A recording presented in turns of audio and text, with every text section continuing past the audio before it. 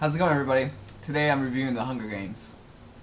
So my initial interest in The Hunger Games came from the fact that I heard there was a lot of similarities between that and Battle Royale. Now I'm sure a lot of you Hunger Games fan is probably getting pretty sick of people comparing it to Battle Royale, but I'm just saying where I got my initial interest in the series.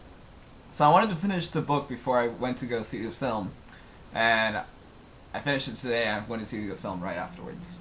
So in terms of reviewing films that are adapted, I like to consider them two different things, and I always like to compare and contrast the two.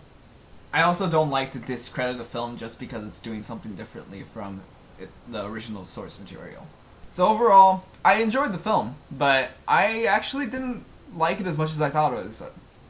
So for those who don't know the plot for The Hunger Games, it is set in a futuristic dystopian North America in a country called Panem, with a capital in the middle where all the rich people live, and there are surrounding districts around it, and there was a rebellion at one point which got crushed, and as a punishment for the rest of the people that are in those districts, it got split up into 12 different districts, and every year they must bring one boy and one girl between the age of 12 and 18 to go participate in this thing called the Hunger Games.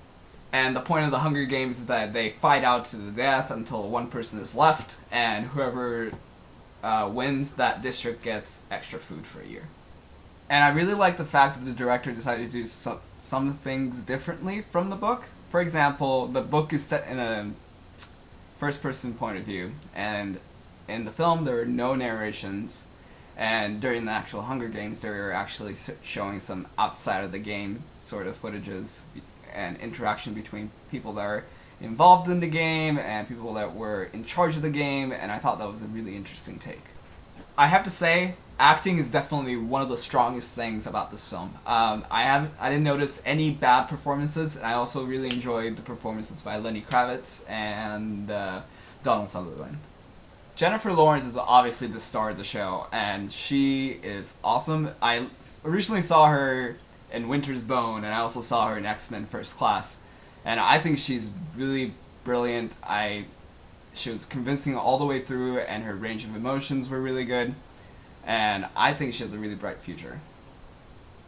Other actors that were really strong were Woody Harrelson as Haymitch. I noticed that he was a little bit different from the book. I thought he was a little bit more likable, which I really liked. And also, I don't know if you ever seen this film, but there was this horror film called Orphan that came out a few years ago, and the girl that was in that movie playing the orphan is in this film, and she did a really good job as well. I actually saw on the news that that people started googling her name a lot, which I think she deserves it. I mean, she played a pretty small role, but she was very convincing in her role. So this film is actually pretty long. It's about 2.5 hours. Which is pretty surprising, because as I was watching the film, I didn't realize the film was that long. And that's mainly thanks to the brisk pacing and the very intense nature of the film. Now, one of my biggest criticism of this film is the cinematography. You know when you're filming something, you accidentally press the zoom button by accident, and you're just recording something that's way zoomed in? Well, that's kind of what it felt like when I was watching this film. Although I do admit that I think some of it had to do with censoring some of the violence so that it would retain a PG-13 rating, and for that I can forgive. But there are some parts where there are just people walking or people just talking, and I don't know why they decided to use this way of filming, which is quite a bit of a shame, because a lot of the action scenes are really intense, but when it's really difficult to see what's going on, it kind of ruins it a little bit. On the flip side, there is actually a considerable amount of beautiful cinematography as well, which makes the shaky cam that much more frustrating to me. On a similar note, another thing that I found to be a bit of a mixed bag is the special effects. While some scenes it complemented the plot and the intensity well, such as the scene where the forest is getting engulfed in fire, there were some other scenes where it just looked like a really bad green screen job, and it kind of took me out of the film a little bit. So another thing that I really liked is how the director brought the capital to life with a excellent mix of technical prowess with artistic integrity.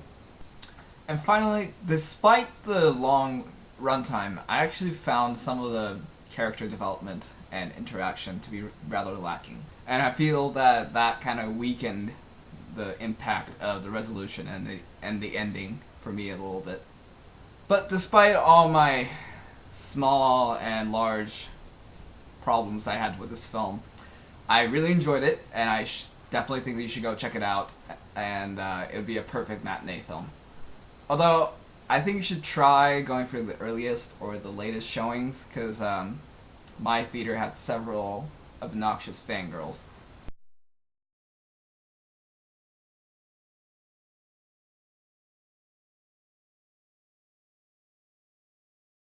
As for trailer of the show, the best is going to Dark Shadows, and the worst is going to Twilight Breaking Dawn Part 2. I've never been that big of a fan of Tim Burton or Johnny Depp, but this one actually looked really funny, and I'm actually curious to check it out. And I also really like the weird Tim Burton influences and the horror elements as well. As for Twilight, do I really need to give a reason?